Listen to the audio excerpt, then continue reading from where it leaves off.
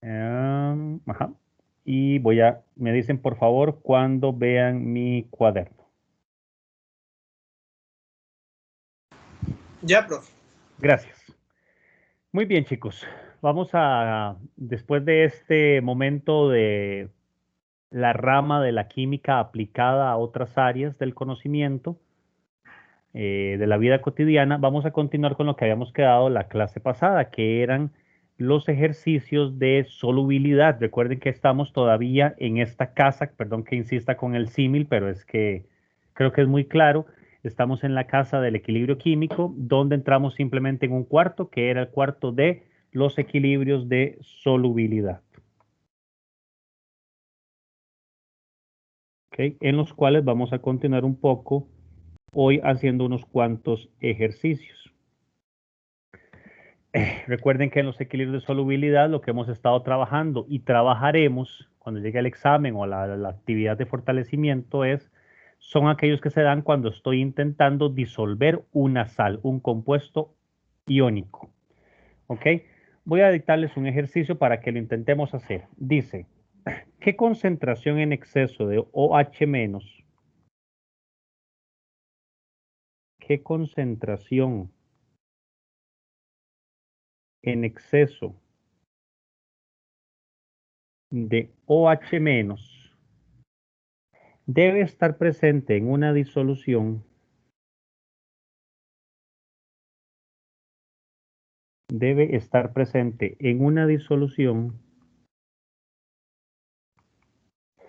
0,010 molar, perdón, 0,010 molar de nitrato de níquel 2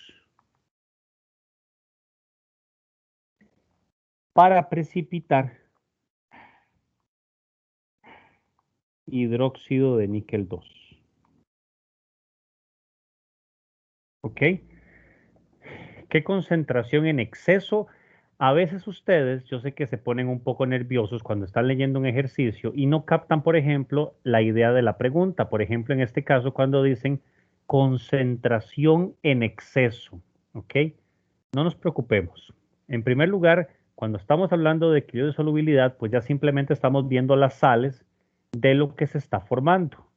Vean que lo que tenemos es una disolución de nitrato de níquel y queremos que precipite hidróxido de níquel. Vamos a ir agregándole hidróxido, hidróxido, hidróxido, hidróxido, iones, hasta que precipite. ¿Cuánto tengo que poner de más para que precipite?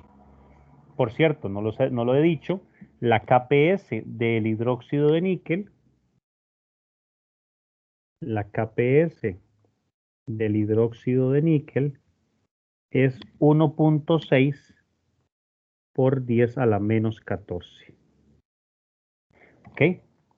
Con solo que nos den ya una KPS, vamos a empezar a trabajar con ese compuesto del que nos dan la KPS y del cual nos están preguntando si va a precipitar o no.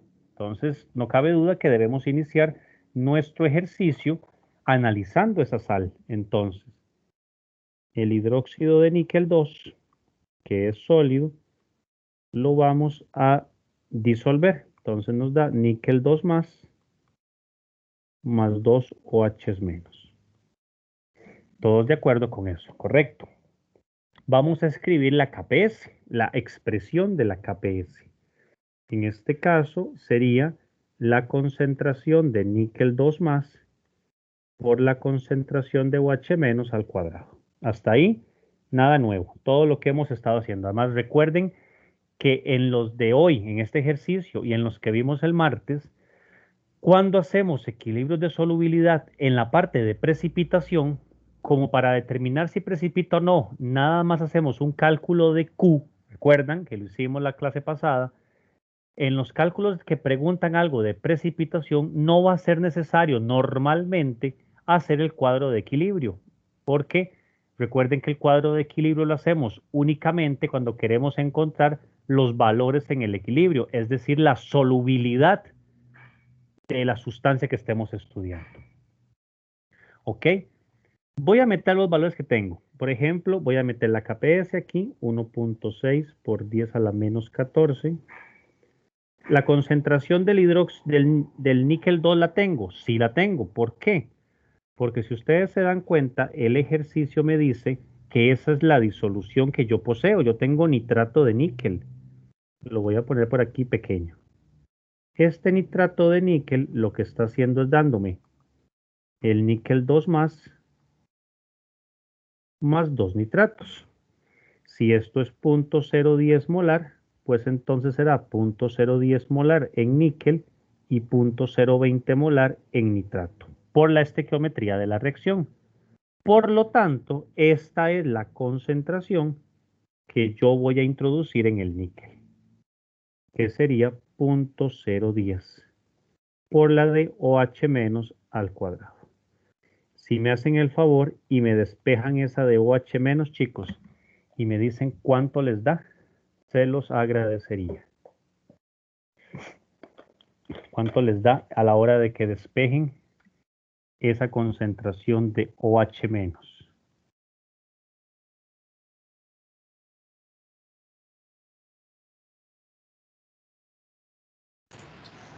$1,26 por 10 a la menos 6.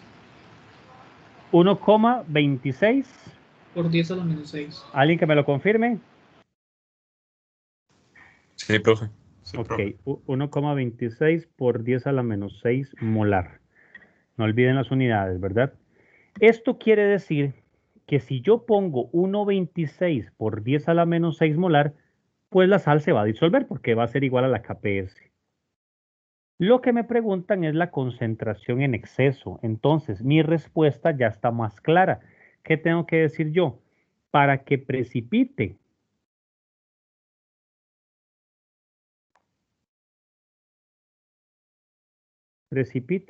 el hidróxido de níquel, esto es cuando la Q es mayor que la KPS, se necesita que la concentración de OH menos sea mayor que 1,26 por 10 a la menos 6 molar. ¿Por qué? Porque en el momento que yo ponga un valor más grande de 1,26 por 10 a la menos 6 en este de OH menos, a la hora de que yo calcule esto me va a dar más grande que la KPS. Y que algo me dé más grande que la KPS es que precipite. ¿Ok? Recuerden siempre que para precipitar tiene que ser valores por encima de la KPS. En este caso no nos preguntaban por la Q, no era necesario, pero nada más con tener el valor del OH para que dé la KPS, como hicimos aquí, por encima de ese valor, ya va a precipitar. Entonces imagínense qué interesante esto en un laboratorio. Nosotros tendríamos en un beaker la disolución de hidróxido de nitrato de níquel 2 en un beaker y yo voy a empezar a echarle gota a gota hidróxido, ¿ok? Hasta que yo supere 1,26 por 10 a la menos 6, cuando supere esa concentración, apenas caiga una gota en el beaker, se va a formar un precipitado. ¿Precipitado de qué? De hidróxido de níquel. Valga decir, chicos, por cierto, ahora que hablábamos de estos compuestos como el níquel, estos compuestos metálicos son sumamente útiles en la química, por ejemplo, de los juegos artificiales. Para cuando ustedes ven unos fireworks y se dan cuenta que, por ejemplo, cuando estallan en el aire, en el cielo, pues tienen un color verde o azul o plateado, hacen mezclas de distintas sales que generan estos compuestos coloreados que ustedes ven. Son una parte de la química muy bonita. ¿Alguna pregunta con respecto a este ejercicio, chicos? Ok, hagamos otro. La siguiente ejercicio es muy parecido al último que hicimos el martes. Dice, se mezclan 40 mililitros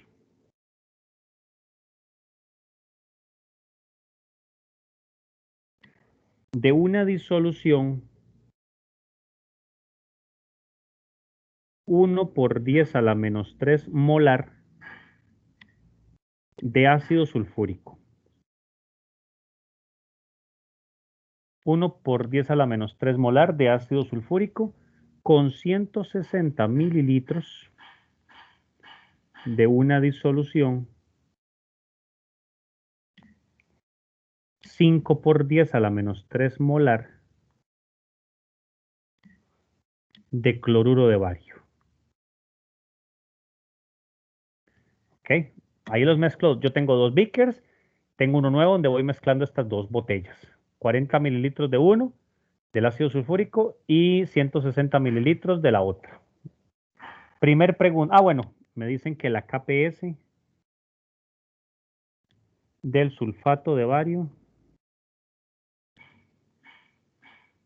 es 1.1 por 10 a la menos 10. Y la primera pregunta dice, ay, perdón, qué feo me quedó ese, eso es lo diferente. La primera pregunta dice, deducir si se formará precipitado. Si se formará un precipitado. O sea, saber si sí o si no. Y la otra pregunta es, ¿qué pasará si se añade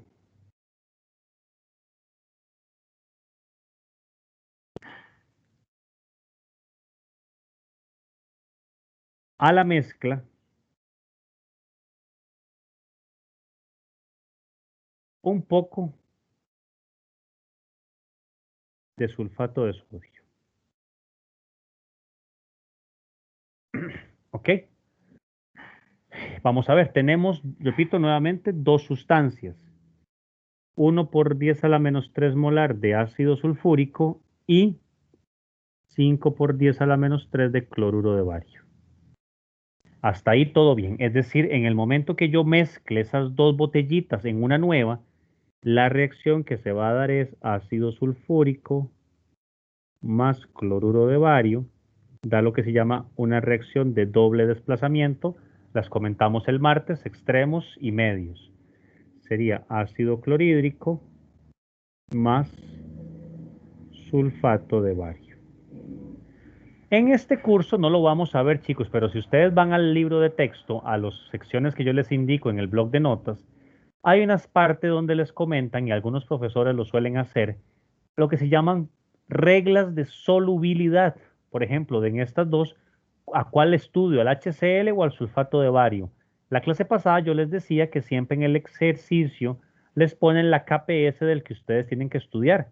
Vean que el mismo ejercicio les dice la KPS de el sulfato de bario, de este segundo. Pero ¿qué pasaría si no? No va a pasar, pero ¿qué pasaría? ¿Cómo justifica uno a cuál estudio y a cuál no? En este caso, cuando ustedes ven el HCl, ustedes dicen ácido clorhídrico, eso es ya está acuoso, eso va a ser siempre soluble, siempre va a precipitar, siempre va a estar ahí, perdón, nunca va a precipitar, siempre va a estar en disolución. El sulfato de bario no se ve tan claro.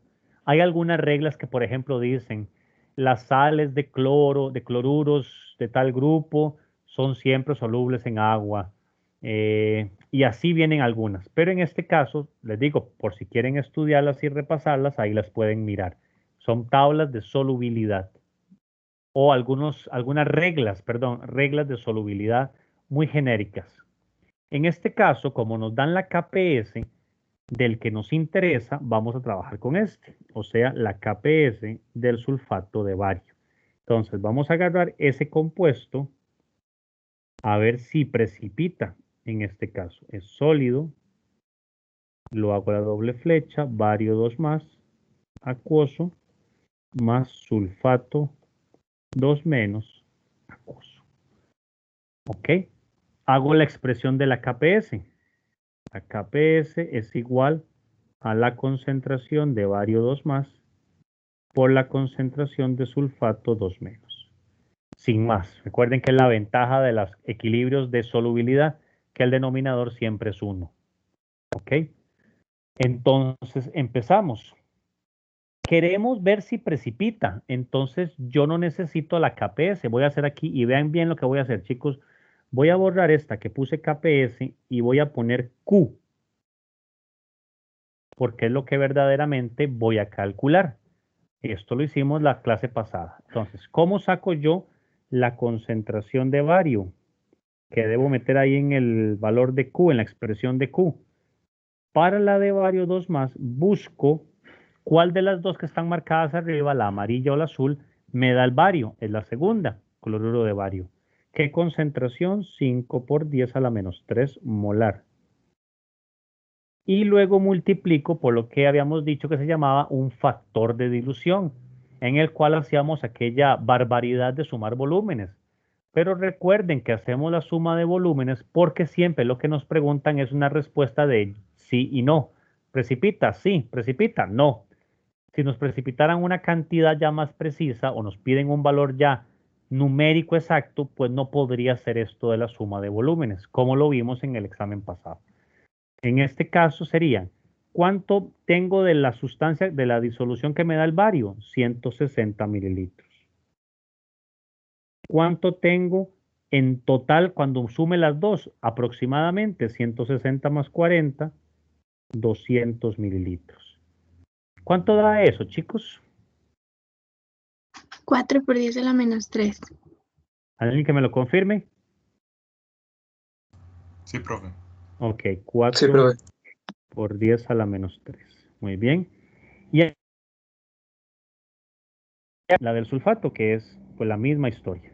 En el caso del sulfato, ¿cuál es el compuesto que me da el sulfato? El ácido sulfúrico, que está marcado en amarillo, 1 por 10 a la menos 3. Y en este caso el factor de dilución sería 40 entre 200, porque son 40 mililitros los que yo originalmente tomé para preparar la nueva. Y se me hacen el favor y me dicen cuánto da esta. 2 por 10 a la menos 4. 2 por 10 a la menos 4. ¿Me lo confirma alguien más? Sí, profe. Ok, ¿y cuánto es 4 por 10 a la menos 3 por 2 por 10 a la menos 4?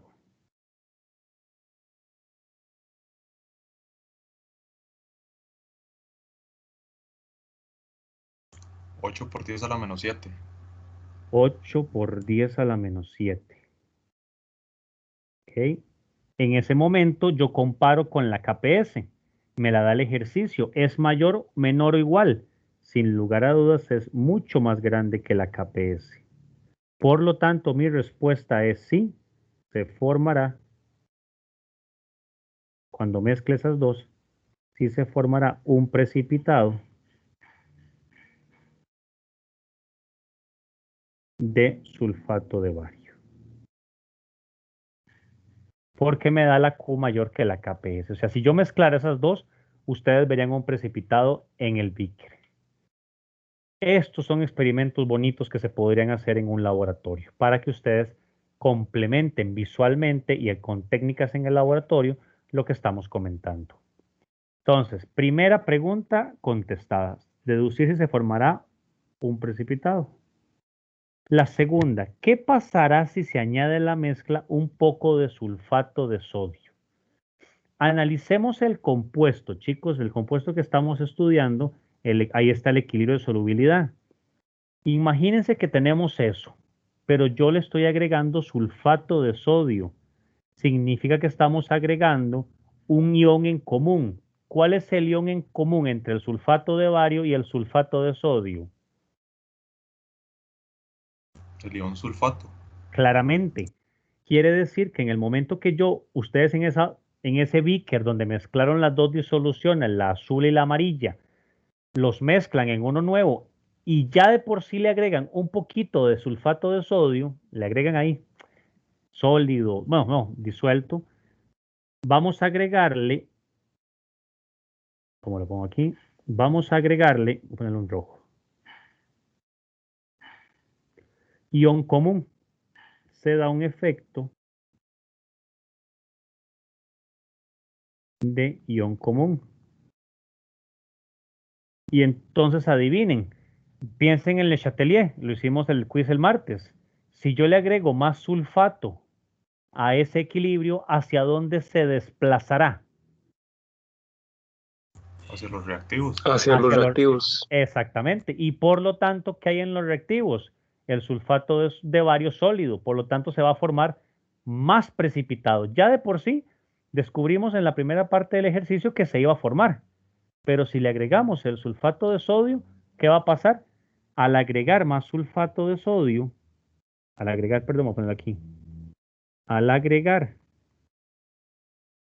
sulfato de sodio, se introduce un ion común. Se introduce un ion común que hace que el sistema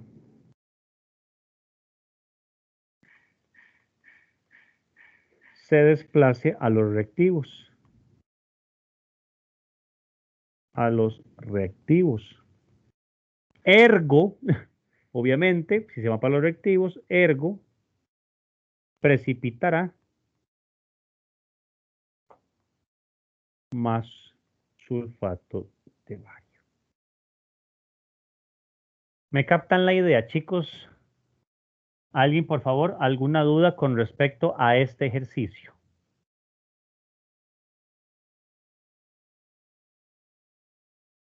Ok, hagamos uno más, el último para ver esto de solubilidad. Un último ejercicio. Dice este ejercicio nuevo. Vean que entonces el anterior era, los últimos dos han sido de precipitación directamente, formar una Q. El siguiente ejercicio es un poco más genérico. Dice, la solubilidad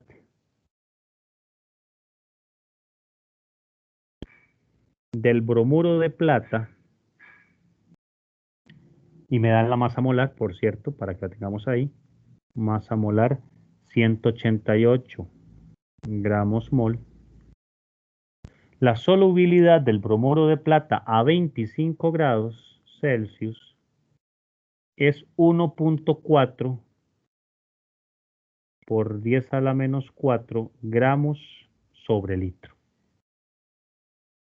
Primera pregunta, calcular el valor de la KPS. Imagínense que ustedes les preguntan esto en el examen, digo, uno diría el valor de la KPS a 25 grados Celsius. Uno podría ir a la tabla y buscarla directamente, pero obviamente no se pondría para que ustedes la calculen. ¿Ok? Vamos a calcular el valor de la KPS. Esa solubilidad, chicos, que me están diciendo, cuando no me indican nada, ustedes dan por hecho que es la solubilidad de esa sal en agua. ¿Ok? Ese 1.4 por 10 a la menos 4 gramos sobre litro es la solubilidad del bromuro de plata en agua. Me preguntan la KPS. Claramente debo hacer mi cuadrito, mi equilibrio. Bromuro de plata sólido da plata más acuosa más bromuro acuoso.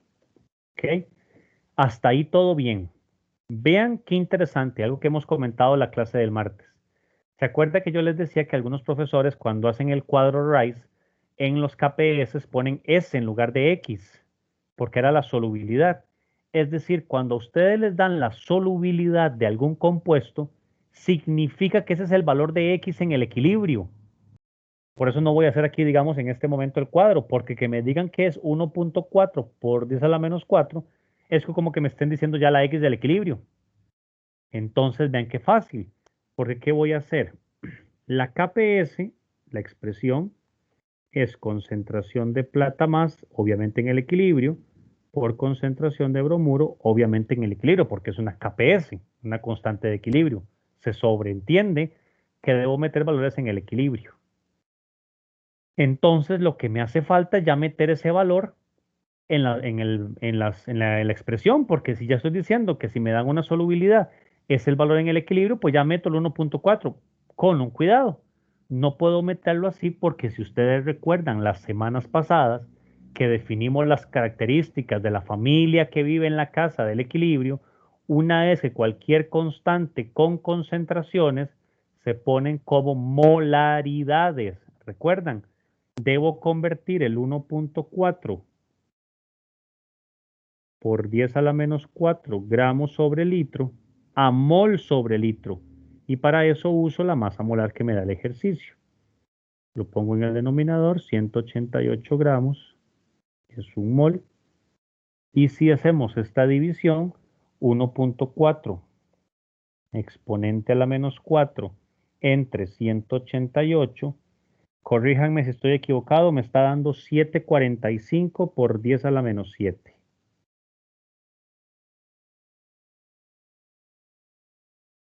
Mol sobre litro.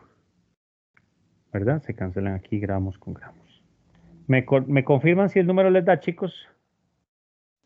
Sí, profe. Correcto. Ok, entonces ya ese es mi valor del equilibrio.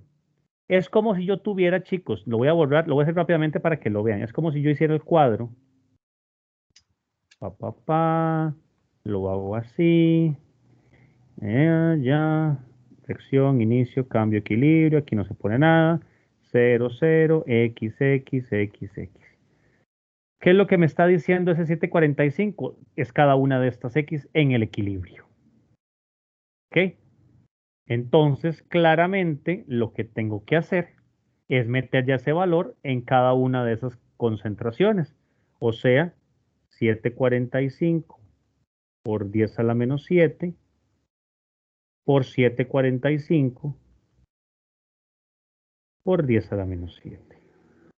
Porque ambas son la X que acabamos de determinar. Entonces, si me hacen el favor, chicos, ya me pueden decir cuál es el valor de la KPS del bromuro de plata. ¿Cuánto da, chicos?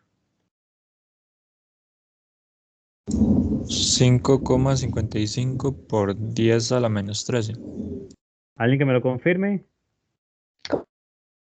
Confirmo.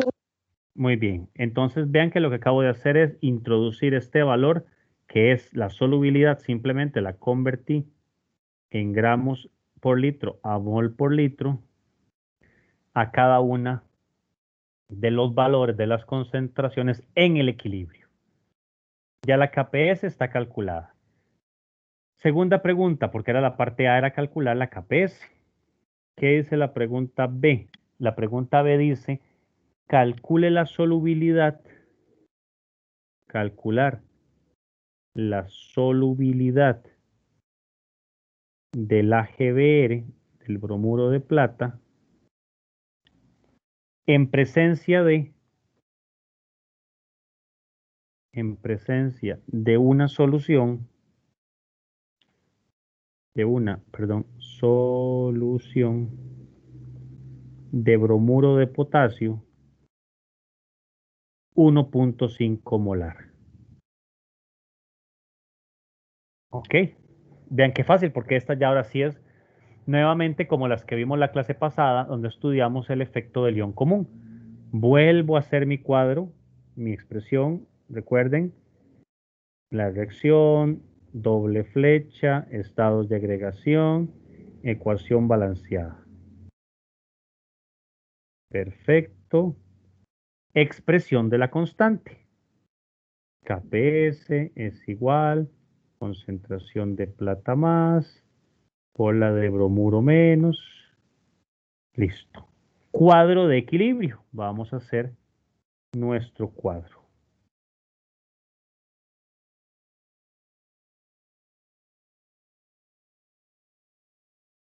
Ok. Que sería reacción, inicio, cambio, equilibrio. Obviamente debajo del bromuro de plata no pongo nada porque es sólido. ¿Qué pongo de plata y qué pongo de bromuro? De plata 0. Pero del bromuro tengo unión común porque me están preguntando la solubilidad en una solución de KBr. O sea, ya esta concentración de KBr me sobreentiende que es el valor que voy a poner de bromuro porque es lo que tengo de ion común. Luego la X y la X positiva las dos, porque la reacción queremos que vaya hacia los productos y porque los coeficientes estequiométricos de la plata más y del bromuro son 1. 0 más XX, 1.5 más X, listo. Y entonces la expreso los valores del equilibrio en la nueva KPS, que sería 555 por 10 a la menos 13, ya la calculé antes, es igual a la de plata X, la de bromuro 1.5 más X. Si me hacen el favor y me dicen cuánto les da esta X. Deberían darles dos valores, pero con que me digan uno se los agradezco. A ver si me hacen el favor. Ahí lo ponen en la calculadora o si lo están haciendo a mano, pues también excelente. A mí me da 3,69 por 10 a la menos 3. Menos 3. ¿Sí? Menos 3. O menos 13. No, me da menos 3, pero seguro puse algo mal. Ok, A ¿alguien que me ayude? Me está dando 3.7 por 10 a la menos 12. Ok, A mí me Una da de igual. las respuestas. Profe, a mí me dio 3,7 por 10 a la menos 13. a mí también. A mí me está dando 3,7 por 10 a la menos 13. Sí, profe, a mí también me está dando igual que usted. No, sí, el Ok. problema es que le puse la menos 12 en el primero. Igual. Yo puse a la 3. Sí, sí, ¿Alguien, es la menos 13. ¿Alguien podría decirme la otra X? Menos 3 medios. No, sí, muy bien. No va a servir de nada, pero por si acaso para que además eso se visualiza más, porque sería el menos 1,5 que pongo yo de este lado de la ecuación. Pero sí, muy bien. Vean lo interesante. Ya obtuve el valor de la solubilidad y recuerden lo que vimos la clase pasada, que el efecto del ion común disminuye la solubilidad. Véanlo aquí. Primero me había dado, vean lo que me había dado en agua. Ya el ejercicio me lo daba originalmente. 745 por 10 a la menos 7. Véanlo ahora en una disolución de bromuro de potasio. 3,7 por 10 a la menos 13. Vean cómo se reduce, o sea, un montón por 10 a la 7, por casi 1.000.000 de veces. Más de 1.000.000 de veces se reduce. Preguntas, chicos, ven la lógica del ejercicio. Ven que todo es como muy concatenado, todo va muy pegado, muy enlazado.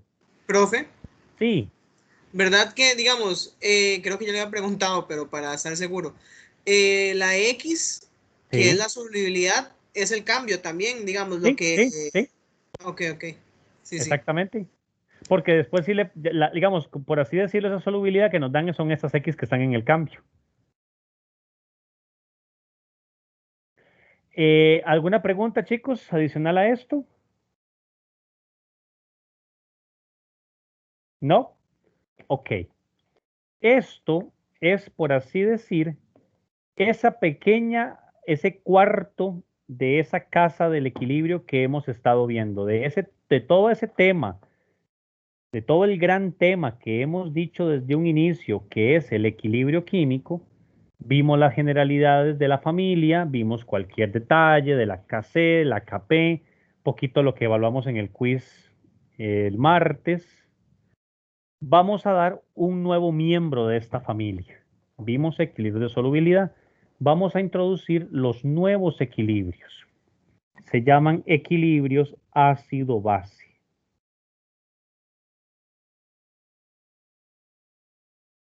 Igual, seguimos en el equilibrio químico.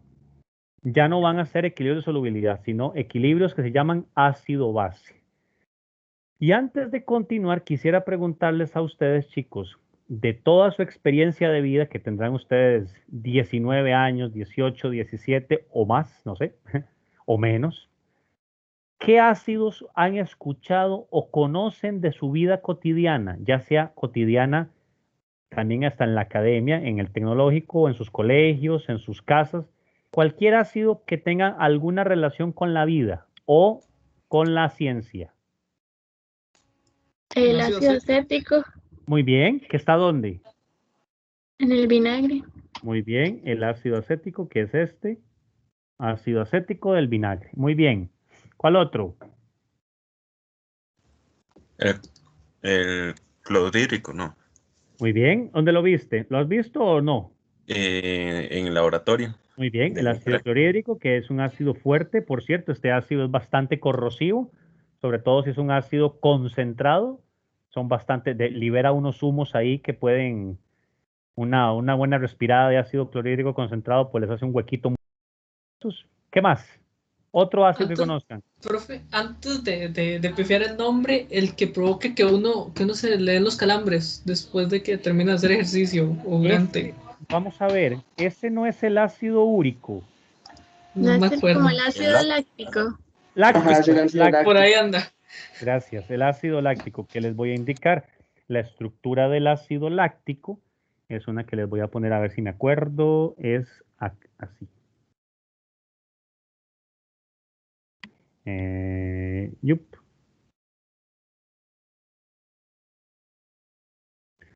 Ese es lo que se llama el ácido láctico que dijo Ana Victoria. ¿Cuál otro? Chicos, ¿conocen? Ácido sulfúrico, profe. Muy bien, claro que también es súper corrosivo. Ácido acético. Ya me lo dijeron, muy bien. Que es el del vinagre. Ácido nítrico. Muy bien. Otro ácido de los tres, de los fuertes, ácido nítrico. Díganme otro. Profe, yo he escuchado el ácido Ácido fólico. ¿Ácido qué? Fólico. Fólico. Ah, muy bien. ¿De qué te suena ese? Ay, no sé, me suena como anuncio de Ensure, algo así. El ácido fólico es un término para decir a la vitamina B. Y usted sabe que la vitamina B pues es parte de, pues, de varios compuestos. Ese no se las voy a dibujar porque ese sí es más grande. Una vitamina se dibuja un poquillo más grande. Pero muy buena. Otro de esos. Otro más, chicos. El Ácido selénico. cítrico. ¿Ácido qué? Cítrico. Había dicho Cítrico. compañero. Muy bien. El ácido cítrico, excelente. Que ese es el que contiene, como viene la palabra citricus, del latín citricus, del latín cítricos, cítricos, de cualquier compuesto que sea un compuesto como la naranja, los limones. Ese compuesto, voy a ver si lo hago bien, sería así.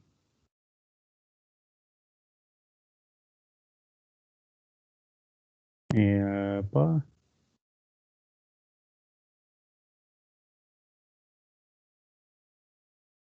Recuerden cuando ustedes dibujan estructuras químicas orgánicas, ahí, cada punto donde se cruzan las flechas es un carbono. Es decir, aquí donde estoy marcando el mouse, el puntero, ese es un carbono, este es otro carbono, otro carbono, otro carbono, otro carbono, otro carbono. Ese es el ácido cítrico que ustedes sienten cuando se comen, le pegan un buen mordisco a un limón. ¿Algún otro, chicos? Ah, bueno, les digo yo uno. Cuando los ha picado algún bichillo, el ácido fórmico de las hormigas, de Formicum, hormiga, ácido fórmico, cuando los pica una abeja o una hormiga, esa sensación de picazón es por este ácido. ¿Algún otro, chicos, que conozcan? El carbónico. Muy bien, que es el que viene en las bebidas cuando ustedes abren una Coca-Cola. Voy a darles uno más, por ejemplo, a ver si lo conocen. Este que les voy a decir es, ¿cómo se hacía? Era así. Un anillo aromático. El ácido. Y... chum, chum, chum. Es que creo que me quedo. Voy a dibujarlo diferente para que ustedes lo vean. Más bonito. Perdón por ser tan tiquismiquis, aunque no son mis mejores dibujos porque no soy orgánico. Pero me faltaría el... aquí.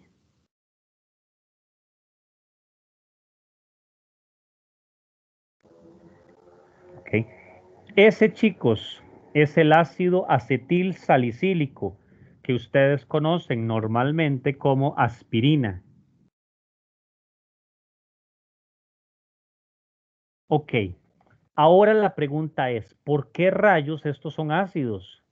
¿Por qué, por ejemplo, alguien aquí es amante del ceviche? Yo, ¿Cómo se Yo- hace el ceviche? ¿Cómo se Yo, hace? profe. ¿Alguien sabe?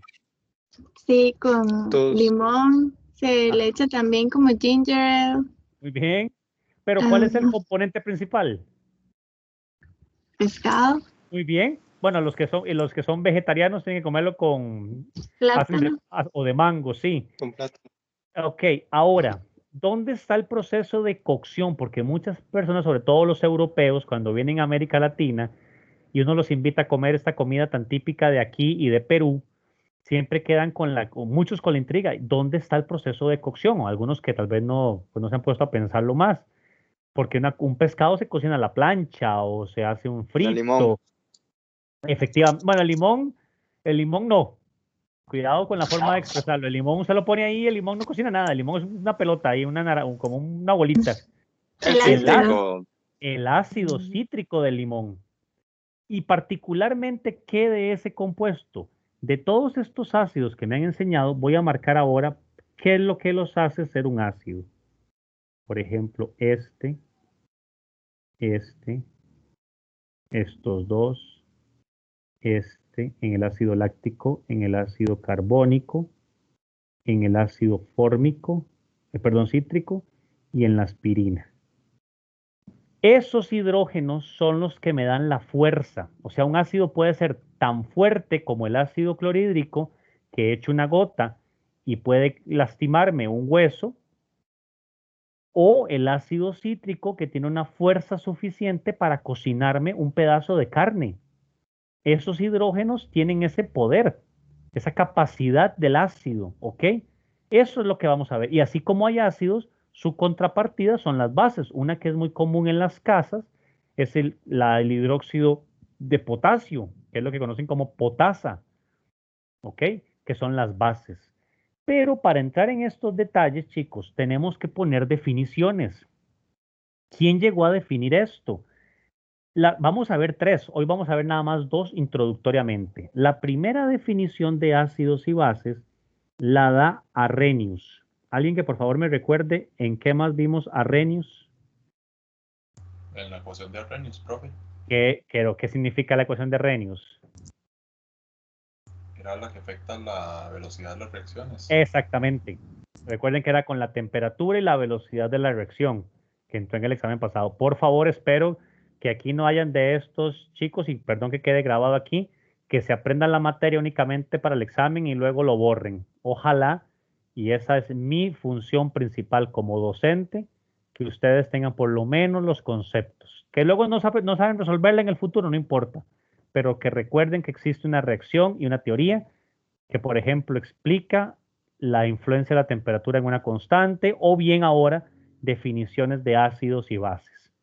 La vida no es solamente memorizar y ir a un examen a vomitar una memoria.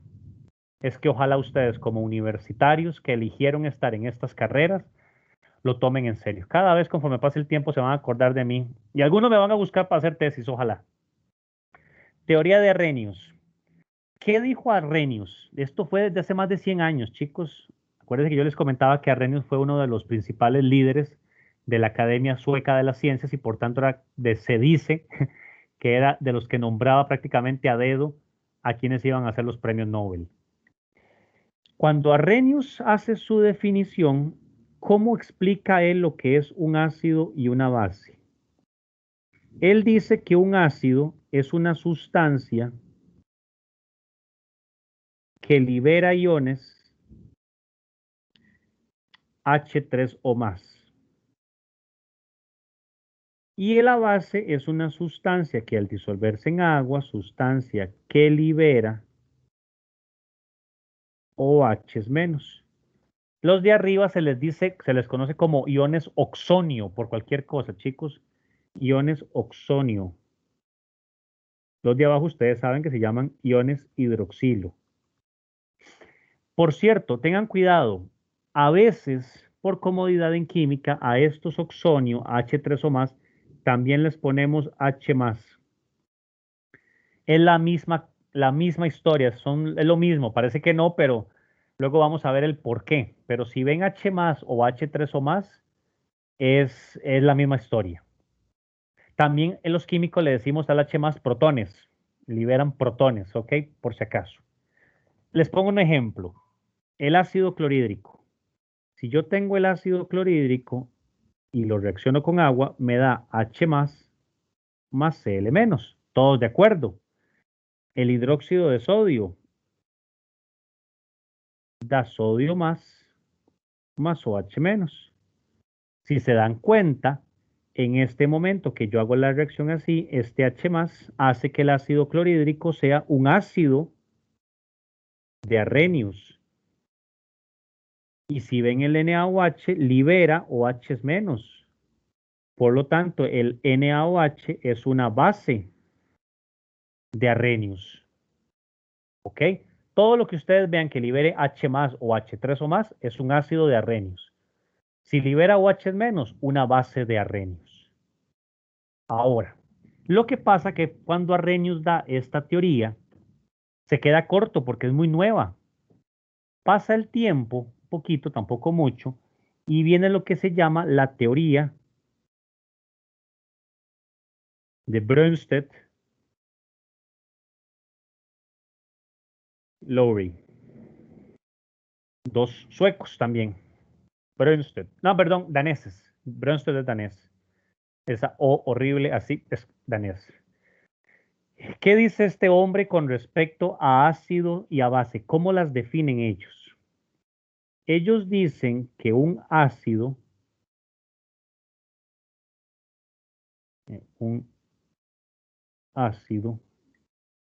es una sustancia que dona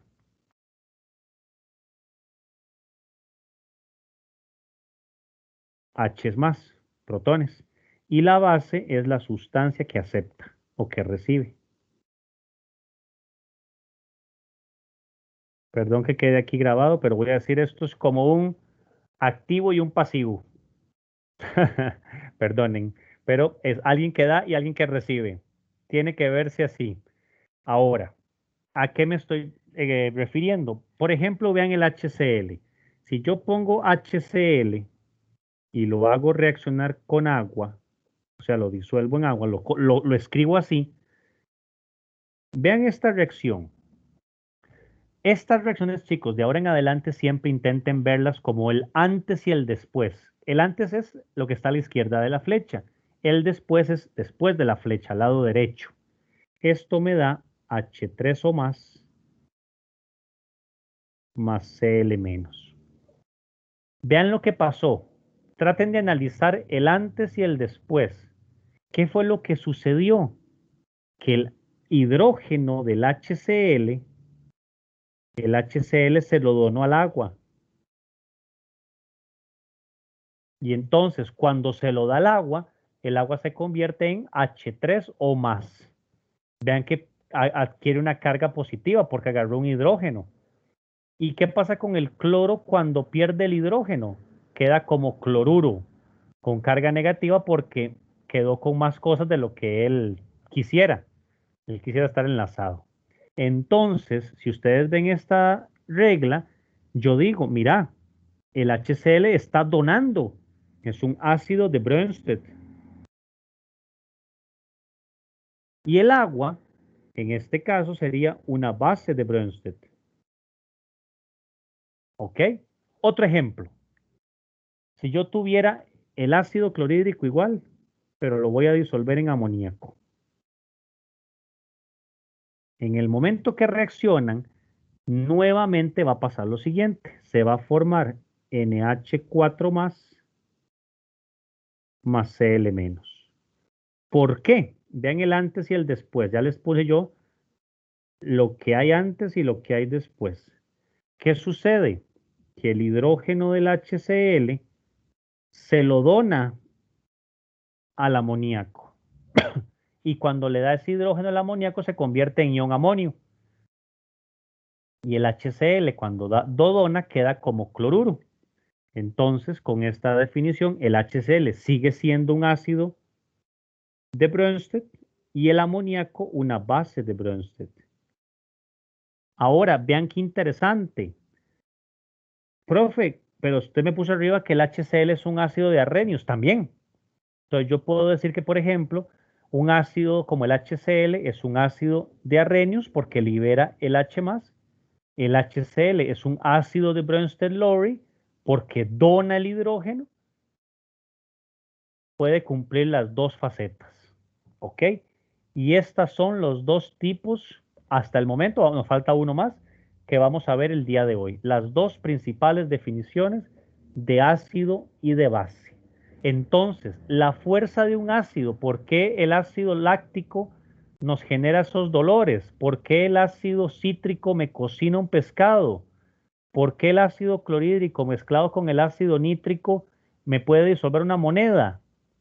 Porque libera estos hidrógenos, estos H+, porque forma el H3 o más, ¿ok? Vamos a ir viendo después que hay ácidos fuertes y ácidos débiles, pero todo está en su capacidad de la fuerza de soltar los hidrógenos.